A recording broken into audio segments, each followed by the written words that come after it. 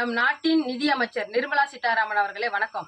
பாஜகவுடைய மாநில மகளிர் அணி பொருளாளர் மாலினி ஜெயச்சந்திரன் அவங்க ஜல்லி கல்லு 2000 ரூபாய் 3000 ரூபாய்க்கு விற்பனை செய்யும் தொழிலை செஞ்சுட்டு இருந்தாங்க. பாஜக கட்சியில எப்ப சேர்ந்தாங்களோ அதுக்கப்புறம் 3000 கோடி மதிப்பிலான சொத்து மாலினி ஜெயச்சந்திரனுக்கு எப்படி வந்துச்சு? அந்த பணம் எல்லாம் ஏன் அப்ப விட்டு பணம்?